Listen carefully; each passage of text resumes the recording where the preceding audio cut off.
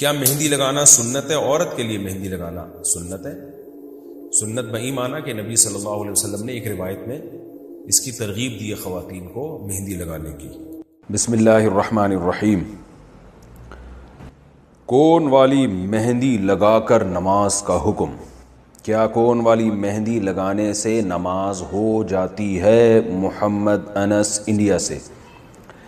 دیکھیے مہندی جو ہے نا، کوئی بھی ہو، چاہے کون والی ہو کوئی بھی ہو، اس کا اصول یہ ہے کہ جب باڈی پہ وہ لگی اور خشک ہونے کے بعد اگر اس کی لیئر ایک جم جاتی ہے جس میں پانی ٹرانسفر نہیں ہوتا تو پھر اس کا مطلب ہے کہ اس میں وضو نہیں ہوگا، اور اگر پانی ٹرانسفر ہو جاتا ہے تو وضو ہو جاتا ہے۔ اب مختلف قسم کے بازار والی مہندی لگانا کیسا ہے، نماز ہوگی کہ نہیں ہوگی؟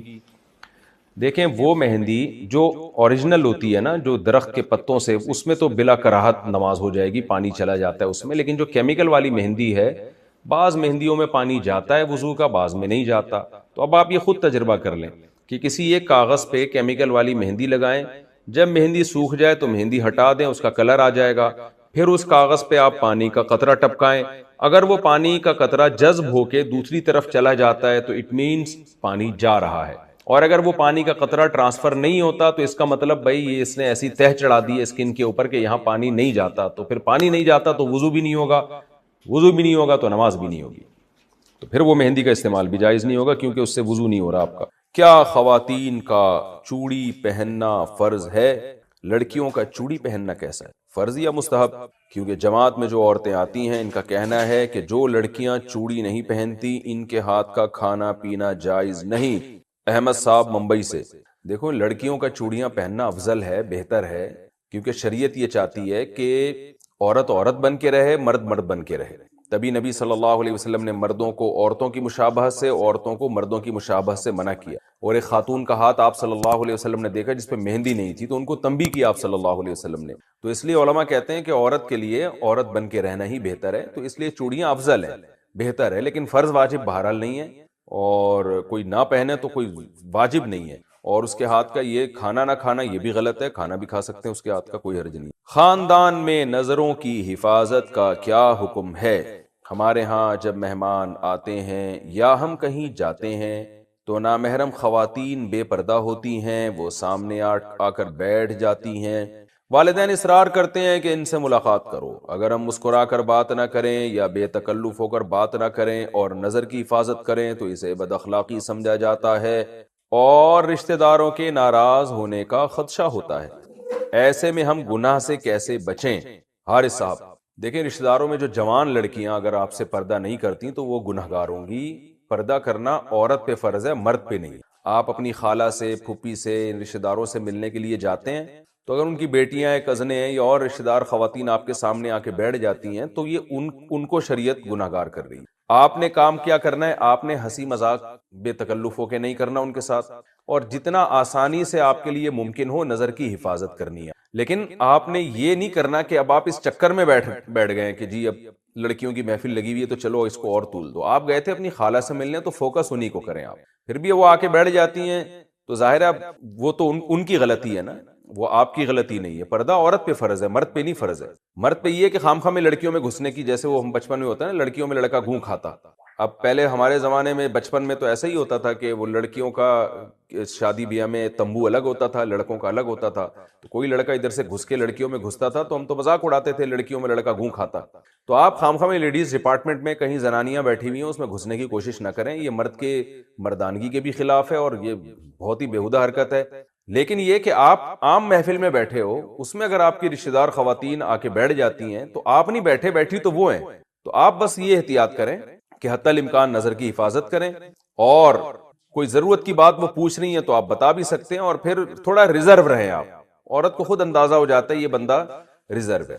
پھر بھی اگر بد اخلاقی کا طعنہ آپ کو لگتا ہے تو آپ بد اخلاقی کے طعنے پہ پریشان نہ ہو، اور اس میں آپ گناہگار نہیں ہوں گے، چاہے والدین آپ کے ناراض ہی کیوں نہ ہو جائیں، آپ گناہگار نہیں ہوں گے، اور کوشش کریں پھر اس میں کوئی جو جتنی دیر ضروری آپ کا بیٹھنا ہو اتنا بیٹھیں، اس کے بعد اٹھ کے پتلی گلی سے آپ نکل لیں. زیادہ ٹائم ایسی مجلس میں آپ نہ گزاریں، کیونکہ آپ گئے اپنے ماموں سے ملنے، چاچا سے ملنے اور لوگوں سے ملنے، تو جتنی دیر کے لیے آپ گئے تھے اتنی دیر بیٹھیں اور پتلی گلی سے آپ نکل کے آ جائیں. لڑکیوں کی وجہ سے وہاں محفل میں زیادہ دیر نہ بیٹھیں آپ.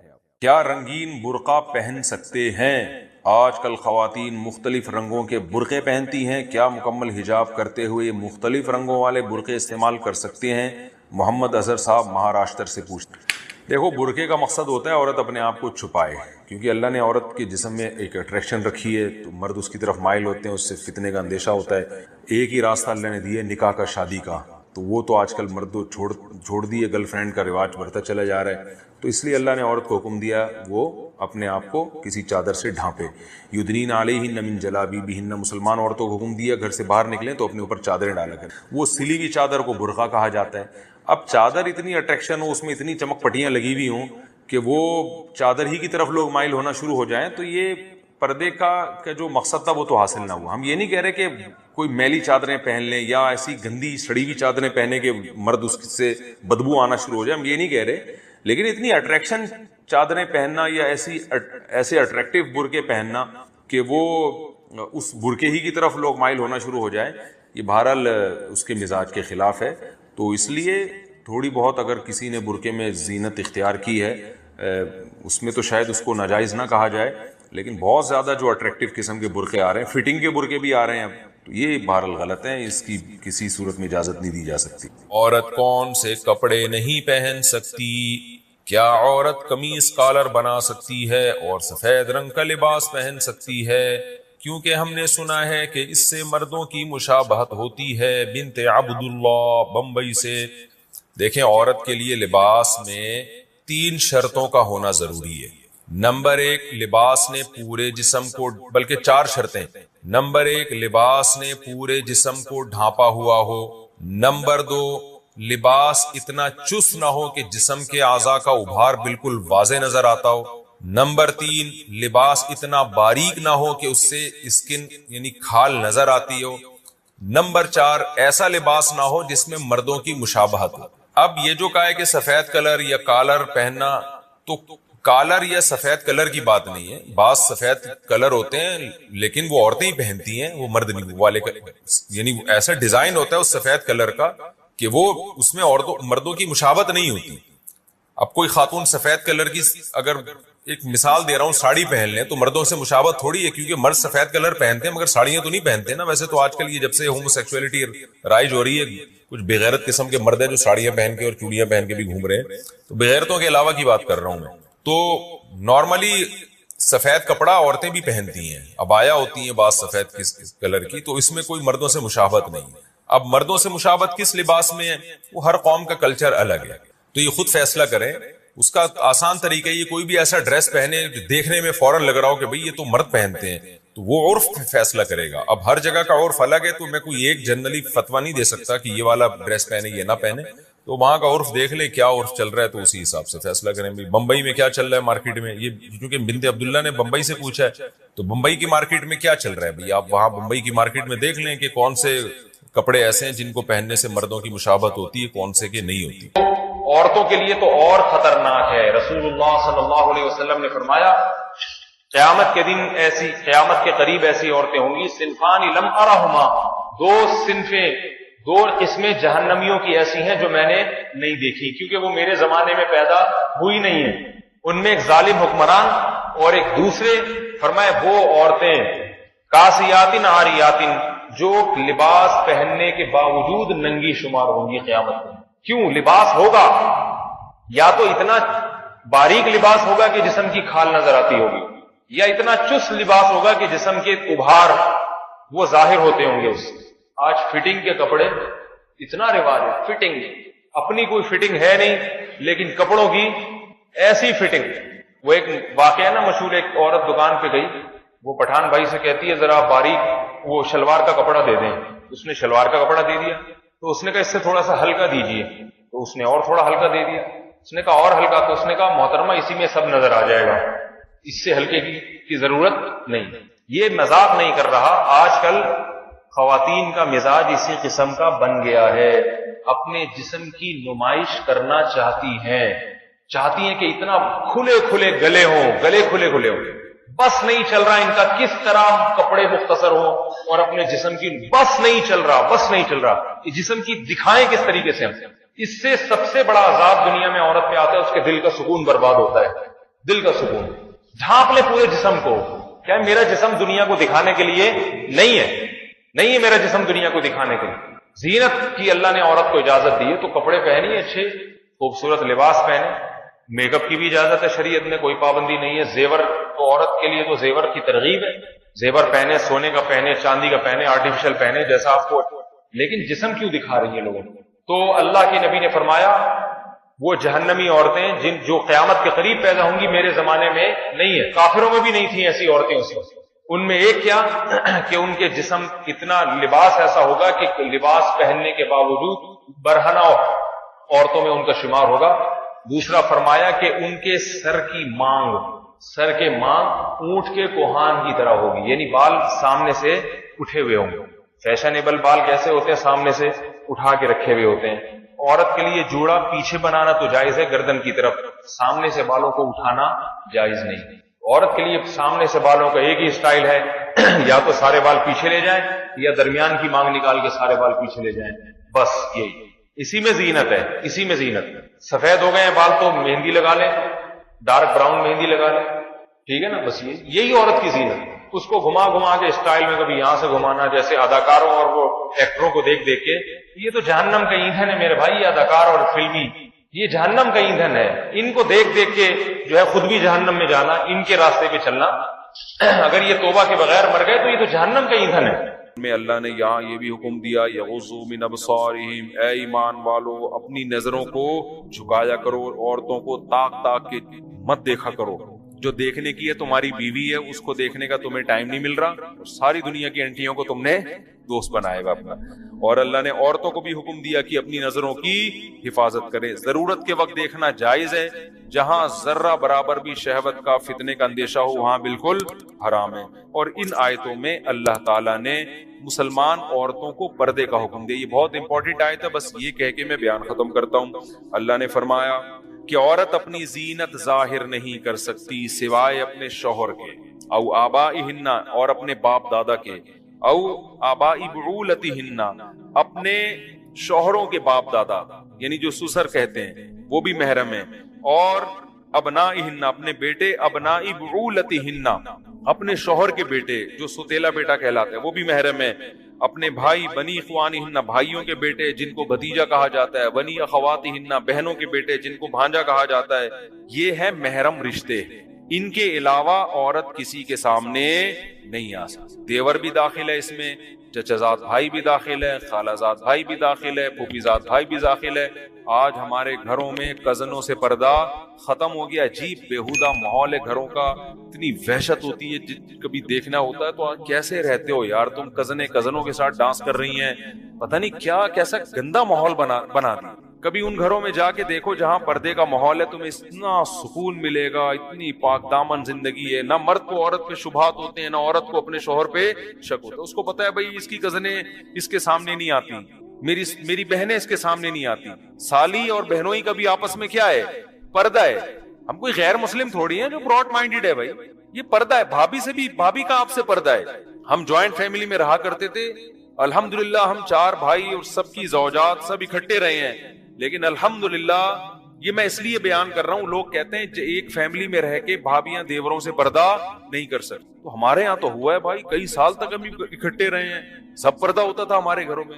اللہ حضرت مفتی رشید احمد صاحب رحمہ اللہ جو میرے شیخ و مرشد ہیں، ان کو جزائے خیر دے، انہوں نے ایسا پردہ کروایا، ان سے جب بیعت ہوئے تو ایسا زبردست پردہ الحمدللہ ہمارے گھر میں ہوا، تو ہم ایک ہی دسترخوان پہ کھاتے بھی تھے، پردے کے ساتھ کھاتے تھے۔ تو یہ خام ایک وہم ہے کہ بھئی جوائنٹ فیملی میں پردہ نہیں ہو سکتا، تو یہ غلط ہے بھائی۔ چچا زاد بھائی، خالہ زاد بھائی، پھوپھی زاد بھائی، مامو زاد بھائی، یہ سگے بھائی نہیں ہیں، ان سے شادی جائز ہے۔ اسی طرح ممانی کا بھی پردہ ہے آپ سے، چچی کا بھی پردہ ہے آپ سے، چچی بھی نامحرم ہے، ممانی بھی نامحرم ہے۔ ماموں مر جائیں تو آپ اپنی ممانی سے شادی کر سکتے ہو، چاچا مر جائے تو آپ اپنی چاچی سے شادی کر سکتے ہو، تو نامحرم ہو گئی نا یہ۔ سسر بہو کبھی قیامت تک بھی شادی نہیں کر سکتے، یہ محرم ہے۔ تو فرق کرنا پڑے گا محرم اور نامحرم کا۔ لبرل لوگوں نے یہ فرق کو مذاق بنا دیا ہے، تو یہاں اللہ نے قرآن میں عورتوں کو حکم دیا ہے کہ یہ وہ لوگ ہیں جن کے سامنے تم آ سکتی ہو، اور یہ وہ لوگ ہیں جن کے سامنے تم نہیں آ سکتے۔ اور آخری بات کہہ کے بیان ختم کرتا ہوں، سسر عورت کے لیے محرم تو ہے بہو کے لیے، لیکن بہو اس کو بلا حائل ہاتھ نہیں لگا سکتی۔ خوب سمجھ لیں، سسر اور بہو آپس میں کیا ہے؟ محرم ہے، پردہ نہیں ہے، لیکن سسر بہو سے مصافحہ بولو نا نہیں کر سکتا۔ ایک صاحب نے بتایا کہ میری شادی ہوئی ہے، میری بیگم کو چوڑیاں میرے ابا پہنا رہے ہیں ہاتھ میں، اور کہہ رہے مجھے تکلیف ہو رہی تھی یار، اچھا نہیں لگ رہا تھا۔ بالکل غلط ہے۔ ابا کو جب سمجھاؤ تو کہہ رہے ہیں بہو میری بیٹیوں کی طرح ہے، تو سسر بہو کو ہاتھ نہیں لگا سکتا۔ بعض دفعہ گلے ملنے کا رواج ہوتا، ساسیں دامادوں کو گلے مل رہی، بھائی بے غیرتی ہے، بے شرمی ہے، حیا بھی کوئی چیز ہوتی ہے۔ ماں کی طرح ہے یقیناً ساس، لیکن سگی ماں تو نہیں ہے نا، تو اتنا نہیں۔ اور پھر یہ رشتے بڑے خطرناک ہوتے ہیں، خدا نخواستہ سسر اور بہو میں کوئی ذرا سا بھی ریلیشن ہو جائے تو میاں بیوی کا رشتہ حرام ہو جاتا ہے۔ اس کی تفصیل میں کئی بار بیان کر چکا ہوں، ابھی زیادہ ڈیٹیل میں نہیں جاؤں گا میں، تو ریزرو رہنا چاہیے۔ اسی طرح یہاں بعض خواتین کو شکایت ہوتی ہے بہو کمرے میں اکیلی ہے، سسر صاحب دروازہ دھک کر کے کھول کے اندر گھس آتے ہیں، بھی بے غیرتی ہے۔ اس طرح تو جوان بیٹی کے کمرے میں نہیں جانا چاہیے کبھی۔ جوائنٹ فیملی میں نا خواتین کو شکایتیں ہوتی ہیں، یا آئے دن آتی رہتی ہیں شکایت، کسی کی پرائیویسی ہوتی ہے بھائی۔ یہ تو ساس کو نہیں یہ کام کرنا چاہیے کہ بہو کمرے میں اکیلی دھپ دروازہ کھولا اور اندر گھس گئی، کیا کر رہی ہے یہاں، اس وقت سے پڑی ہوئی ہے۔ بھائی آپ دروازہ نوک کر کے جائیں۔ یہ جو قرآن کہتا ہے کہ کسی کے گھر میں پرمیشن کے بغیر مت جاؤ، اس سے گھر نہیں کمرہ بھی مراد ہے۔ اس سے ساس کو چاہیے نوک کرے، ٹھک ٹھک ٹھک، اندر سے آواز آئے گی نہیں 6 مہینے تک، کیونکہ وہ بہو ہے، مجھے پتا ہے، وہ پڑی رہے گی، 6 مہینے بعد آنکھ کھلے گی، اسی کون، تو وہ بتائے کہ بھائی میں تمہاری ساس لگتی ہوں رشتے میں، ڈانٹنے کے سلسلے میں حاضر ہوئی تھی، تمہیں پوستی پنے کے تانے دینے کے سلسلے میں حاضر ہوئی، تو اجازت لیں، وہ کنڈی کھولے، پھر آپ اس کو بے شک بتائیں کہ بیٹا یہ ہر وقت پڑے رہنا، ہم بھی سوتے تھے جب ہماری شادی ہوئی تھی، تو ہم بھی پڑے سوتے رہتے تھے، لیکن 13-14 گھنٹے سے زیادہ ہم نہیں سوتے تھے، اس پہ ہمیں صلواتیں سننے کو ملتی، ہم اڑ جایا کرتے تھے، تم تو 18 گھنٹے سو رہی ہو، یہ بالکل صحت کے لیے نقصان ہے، گھر کا ماحول خراب ہو رہا ہے۔ تو نوک کر کے، ساس بھی جائے گی بہو کے کمرے میں کیسے؟ نوک کر کے۔ یہاں بھائی شریعت نے تو یہاں تک کہا ہے کہ شوہر بھی اچانک چھاپا نہ مارے گھر میں، وہ بھی جائے گا پہلے اطلاع دے کے۔ اطلاع کا کیا مطلب؟ جب سفر سے واپس آؤ، نبی نے فرمایا اچانک گھر میں داخل مت ہو، اطلاع دے دو بیگم کو کہ میں آ گیا ہوں، تاکہ وہ زینت اختیار کر لے۔ فرمایا ایسا نہ ہو ایسی کنڈیشن میں بیوی کو دیکھو اس سے تمہیں نفرت ہو جائے، وہ چڑیل بن کے بیٹھی ہوئی تھی، وہ چڑیل بن کے بیٹھی ہوئی ہے نا، آدمی کہا بھائی میری شادی اس سے ہوئی تھی، اچانک گھر میں ہمیں یار اصل اوریجنل یہ ہے۔ تو جب بیوی کے بارے میں ہے کہ اچانک چھاپے مارنا یہ غیر اخلاقی حرکت ہے، تو سسر کہاں سے بہو کے کمرے میں دھاڑ کر کے دروازہ کھول کے گھس رہا ہے بغیر اطلاع کے؟ دیور گھس رہے ہیں، یہاں تک ہو رہا ہوتا ہے۔ یہ سب گھٹیا حرکتیں ہیں، عزت دار اور شریف لوگوں میں ایسی حرکتیں اچھی نہیں، پرائیویسی ہے۔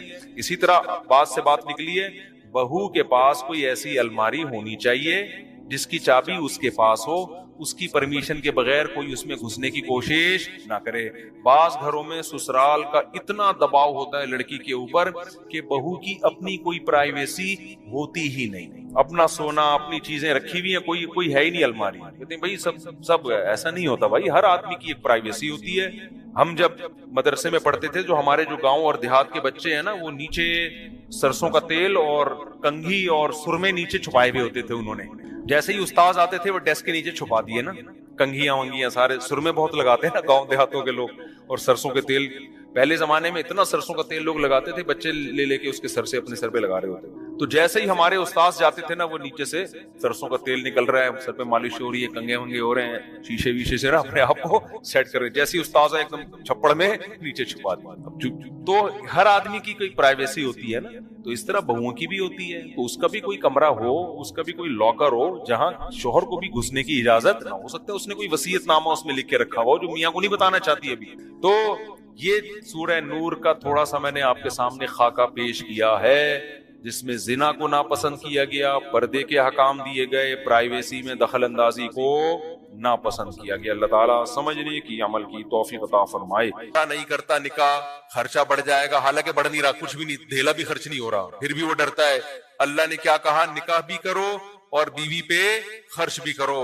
और अल्लाह ने कह दिया देखने में क्या है, असबाब ये कहते हैं, कैलकुलेटर ये कहता है, माहिर शुमारियात, चार्टर्ड अकाउंटेंट से पूछ लो आप, या आम अकाउंटेंट से पूछ लो आप, वो सब के सब यही कहेंगे भाई इससे तुम्हारे खर्चे बढ़ जाएंगे, तुम्हारी आमदन कम हो जाएगी। अल्लाह कहते हैं वमन यतवक्कल अलल्लाह फहुवा हस्बु, अल्लाह पे एतमाद करो, अल्लाह तुम्हें काफी है, वहां से रोजी देगा जहां से तुम्हारा गुमान भी नहीं होगा। इन यकून फुकारा, फकीर हो गए, युगनिहिमुल्लाहु मिन फजली, निकाह करो अल्लाह बरकत दे देगा माल में। माहिर जो शुमारियात के माहिर हैं वो कहते हैं बच्चे पैदा होंगे तो आपका खर्चा डबल हो जाएगा, तीसरा बच्चा आया और खर्चा बढ़ जाएगा। अल्लाह क्या कुरान में कहते हैं कि यहां असबाब को मत देखो, नहनु नरजुकुहुम व इय्याकुम, हम उन्हें भी रोजी देंगे और हम तुम्हें भी रोजी देंगे। ये रिस्क के खजाने किसके हाथ में है? अल्लाह के हाथ में। अकल परस आदमी जो ये समझते हैं मेरी अकल लामहदूद है, उसको अल्लाह की बातें समझ में नहीं आती, वो कंजूस ही बना रहता है। दुनिया का सबसे बड़ा कंजूस, ये सवाल दोहराया करो, लोगों के सामने पूछा करो, दुनिया का सबसे बड़ा कंजूस कौन सा है? आगे वो जो भी जवाब दे आप बोलो जवाब गलत। सबसे बड़ा कंजूस वो है जो अपने बच्चे इसलिए ना पैदा करे कि इन पे खर्च करना पड़ेगा मुझे। औलाद पे खर्च करते हुए जान निकल रही हो जिसकी, बिल्ली पे खर्च कर लेगा, कुत्ते पे खर्च कर लेगा, समझ रहे हो, दोस्त पे खर्च कर लेगा, लेकिन बच्चे इसलिए पैदा नहीं कर रहे इन कमबख्तों को खिलाना पड़ेगा मुझे। अबे तेरी नस्ल है वो तेरा खून है।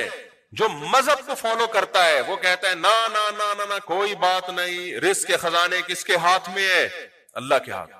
अब सेकुलर लोग कहते हैं यार इलॉजिकल बातें कर रहे हो। आप बोलो जो बात खुदा की तालीमात के खिलाफ होना वो है इलॉजिकल। अल्लाह से ज्यादा कौन अक्लमंद है भाई? अल्लाह से ज्यादा अकल किसके पास है? दुनिया परस आदमी कहते हैं माँ और बाप को घर में रख के इन पे खर्च करोगे, लाइफ में एंटरटेनमेंट खत्म होगी, जिम्मेदारियां बढ़ेंगी, आमदन ये खा जाएंगे। अल्लाह क्या कहता है? अल्लाह कहता है जो रिश्तेदारी जोड़ता है, कुल मा अनफक़तुम मिन खैरिन फलिल वालिदैन। साहबा ने पूछा या रसूल अल्लाह सबसे पहले किस पे खर्च करें? अल्लाह ने सबसे पहले किसका तस्करा किया? वालिदैन। और अल्लाह ने यह भी बता दिया कि सदका करने से माल बढ़ता है, तो सबसे बेहतरीन सदका वालिदैन और बीवी बच्चे हैं। तो इससे पता चलता है सबसे ज्यादा माल तो बढ़ता है इन पे खर्च करने से है। और कमबख्त ना शादी कर रहा है कि बीवी पे खर्च करना पड़ेगा, ना माँ बाप को घर में रख रहा है कि इनको खिलाना पड़ेगा, ना बच्चे पैदा कर रहा है कि इनको खिलाना पड़ेगा। जबकि अल्लाह क्या कह रहा है? माल बढ़ाने का सबसे बड़ा जरिया ही इन पे खर्च करना है। तो अब आपके पास भाई अल्लाह है और एक तरफ माहिर शुमारियात हैं, तो बेअकली की बात यह है कि इंसानों को अल्लाह की राय पर, अल्लाह के ऑर्डर पे तरजीह दी। समझ में आ रही है बात कि नहीं आ रही है? अल्लाह ने हमें हुक्म दे दिया। पहले जमाने में लोग समझते थे रोजा रखने से कमजोर होते हैं, अब तो मेडिकल साइंस ने भी कह दिया रोजा रखने से सेहत खराब होने के बजाय अच्छी होती है। दुनिया में पतलापा कोई ऐब नहीं है, मोटापा ऐब है, समझ रहे हो? बारीक बारीक लोग मैंने देखे 90 99 साल निकाल जाते हैं, हालांकि गोश्त होता ही नहीं है। मोटे लोगों के लिए मसले हैं। अब मुझे बताओ मोटापा खाना से परहेज करने से आता है या खाना खाने से आता है? खाना खाने से आता है। तो शरीयत में खाना ज्यादा खाने का हुक्म है या कम खाने का? पहले जब उलमा कहते थे ना कम खाया करो, लोग कहते थे ये कमजोर कर रहे हैं लोग। अब मेडिकल साइंस ने बोलना शुरू कर दिया है। आज तक आपको मेरा ख्याल है कोई अस्पताल में ऐसा मरीज नजर नहीं आया होगा जो खाना कम खाने से बीमार हुआ हो। सब बीमार किससे होते हैं? फोड़ते रहते, खाते रहते। हमारे नबी की खुराक देखो आप, साहबा की खुराक देखो आप। तआमुल वाहिद यकफी लिस्नैन, नबी ने फरमाया एक आदमी का खाना दो के लिए काफी। और 2 वक्त का खाना खाया हमारे नबी ने, बल्कि तो आपने तो 2 वक्त का भी नहीं खाया, लेकिन रिवाज 2 वक्त के खाने का था नबी के दौर में। और कुरान भी 2 वक्त के खाने का तस्करा करता है। मैं भी 3 वक्त खाता हूं, लेकिन इस्लाम में क्या है? 2 टाइम है। हम सब खाए जा रहे हैं। तो अल्लाह पे एतमाद और अल्लाह पे तवक्कुल। हम समझते हैं सच बोलने से पकड़े जाएंगे। अल्लाह के रसूल ने क्या कहा? अस्सिद्कु युंजी वल कज़िबु युहलिक। सच इंसान को निजात दिलाता है और झूठ इंसान को तबाह कर देता है। लेकिन आप किसी झूठे से पूछो, वो कहेगा झूठ की वजह से मैं कामयाब होता हूं, سچ بولتا تو پکڑا جاتا. اب یہاں عقل اور پیغمبر کی تعلیمات آپس میں ٹکرا رہی. حقیقت یہ کہ جھوٹے لوگ ناکام ہوتے ہیں. جھوٹ چھپتا نہیں ہے، پکڑا جاتا ہے. جھوٹ جو ہے نا، جب آدمی جھوٹ سے توبہ کرتا ہے نا تو بہت سے غلط کام وہ اس لیے چھوڑ دیتا ہے کہ مجھے اپنے آپ کو بچانے کے لیے جھوٹ بولنا پڑے گا. سمجھ رہے ہو کہ نہیں سمجھ رہے؟ بہت ساری برائیوں سے وہ اپنے آپ کو بچا لیتا ہے کہ میں جھوٹ کیسے بولوں گا، پھر بہت ساری برائیوں سے بچا لیتا ہے. تو میرے بھائی، دین جو ہے نا اسلام، اللہ پہ اعتماد اور توکل کے بغیر اللہ کو یہ والا اسلام پسند نہیں. آج ہمیں مذہبی لوگوں میں بہت حد تک داڑھی بھی نظر آ جاتی ہے، کسی حد تک نماز روزہ بھی نظر آ جاتا ہے، کسی حد تک گیٹ اپ بھی نظر آ جاتا ہے، حج عمرے بھی نظر آ جاتے ہیں. اللہ پہ توکل کرنے والے مسلمان مارکیٹ سے شارٹ. اسی توکل نہ کرنے کا نتیجہ ہے کہ مسلمان مالی معاملات میں بہت کمزور. بس یہ بات کر کے میں اپنے بیان کو ختم کرتا ہوں. اسی توکل نہ کرنے کا نتیجہ، آپ جس دکان سے راشن لیتے ہیں، آپ کی ذمہ داری ہے پہلی تاریخ کو اس کا بل دے دیں. لوگ نہیں دیتے. لوگ نہیں. بچاؤ پیسہ، ہو سکتا ہے وہ بھول جائے، اس پیسے سے کچھ اور پیسہ بنا لو. ڈیلے کرتے ہیں. کیوں؟ وہ سمجھتے ہیں پیسے سے ہم پیسہ بنا لیں گے، جبکہ اللہ کا حکم کیا ہے؟ صاحب حق کو اس کا حق وقت پر ادا کر. چھوڑ دو. یہاں کس پہ توکل کرو؟ اللہ پہ. لوگ کرتے ہیں توکل اللہ پہ. بولو نا کیا ہو گیا؟ نہیں کرتے. بولتے یار ڈیلے کرو ڈیلے کرو. کل میں نے کوئی ٹیکسی کرائی ہے تو میں ٹیکسی میں جا رہا ہوں تو وہ ٹیکسی ڈرائیور بڑی احتیاط سے ٹیکسی چلا رہا تھا. اوبر یا کریم یا کوئی ان ڈرائیو تھی، ہمارے دوست نے کروائی تھی اپنی، تو میں نے جانا تھا کہیں. تو ہمارے جو ساتھ بیٹھے ہوئے تھے نا، انہوں نے اس ڈرائیور سے بولا لگتا ہے آپ کی اپنی گاڑی ہے. اس نے کہا میری اپنی گاڑی ہے. کہ اسی لیے اتنی تمیز سے چلا رہے ہو. آپ کسی گاڑی میں بیٹھ جائیں ان ڈرائیو یا اوبر کی، جو رینٹ پہ لے کے کوئی چلا رہا ہو، تو آپ کو اس کے چلانے کے اسٹائل سے پتا چل جائے گا کہ یہ اس کی اپنی گاڑی. سمجھ رہے ہو کہ نہیں سمجھ رہے؟ اس لیے دنیا میں سب سے بڑا بیوقوف وہ ہے جو اپنی گاڑی کسی کو رینٹ پہ دے دے اور یہ امید رکھے کہ یہ مجھے کما کے دے گا. اچھا بس بات کو میں سمیٹ کے ختم. تو جہاں بھی اللہ کے حکم کو ہم ٹھکراتے ہیں نا، جہاں بھی اللہ کے حکم، اس کی بنیاد کیا ہوتی ہے؟ ہمارا اللہ پہ اعتماد نہیں ہوتا. تو خوب سمجھ لو، اللہ کو ناراض کر کے آپ اللہ کے خزانوں سے کچھ بھی حاصل نہیں کر سکتے. اگر وہ ملا بھی نا آپ کو اللہ کے خزانوں سے، وہ عذاب جان بن کے، جیسے فرعون کو مل گیا تھا بہت کچھ، لیکن فرعون کی حکومت اور فرعون کی دولت عذاب جان بن کے ملی تھی اس کے لیے. آج فرعون کہتا ہوگا کاش میرے پاس نہ حکومت آتی نہ میرے پاس دولت آتی، کاش میں غریب ہوتا زیادہ کامیاب ہو جاتا. تو جب انسان اللہ کو ناراض کر کے، ماں باپ کے ساتھ بدسلوکی کر کے، رشتہ داری توڑ کے، بیوہ بہنیں ہوتی ان پہ نہیں خرچ کر رہے ہوتے، بھائی ہوتا ہے بے روزگار اس پہ نہیں خرچ کر رہے ہوتے کہ کھا جائے گا یہ. تو اگر میرے بھائی کنجوسی سے پیسہ بچاؤ گے، یا تو بچے گا نہیں وہ پیسہ، اور اگر بچ بھی گیا تو وہی پیسہ سانپ بن کے آپ کو ڈسنا شروع کر دے گا. تو اللہ سے دعا ہے، جنازہ ہے تو میں اپنے بیان کو بس ختم کر رہا ہوں. اللہ سے دعا ہے کہ اللہ ہمیں اپنی ذات پہ کامل اعتماد اور کامل توکل نصیب فرمائے، اور جہاں بھی اسباب اور اللہ کے حکم میں ٹکراؤ پیدا ہوتا ہے، اللہ اپنے حکم کو ہمیں اونچا رکھنے کی توفیق عطا فرمائے. دیکھو منافقین جہاد میں نہیں جاتے تھے اور کہتے تھے جائیں گے تو مر جائیں گے. تو اللہ نے کیا کہا؟ اللہ پہ توکل کرو، اگر تمہارے مقدر میں موت ہوئی نا، یدرککم الموت، تمہیں گھر میں آ کے وہ موت پکڑے گی. میں ابھی بنیر گیا ہوں نا سیلاب زدگان کے حالات دیکھنے کے لیے، وہاں لوگوں نے بتایا کہ اوپر کچے گھر بنے ہوئے تھے، سیلاب جب آیا تو وہ کچے گھر سے لوگ نکل کے کچھ لوگ پکے گھروں میں آ گئے نیچے کہ یہ مضبوط گھر ہے. کہہ رہے وہ کچے بچ گئے اور مضبوط گھر ٹوٹ گئے. ان کی موت ان کو کہاں کھینچ کے لائی ہے؟ کچے گھروں سے پکے گھروں کی طرف. جو کچے میں رہ گئے وہ بچ گئے اور جو پکے میں تھے وہ مر گئے. بعض دفعہ آپ جو احتیاطی تدبیر اختیار کر رہے ہوتے ہیں، وہ تدبیر آپ کی زندگی کے بجائے موت کا ذریعہ بن جاتی ہے.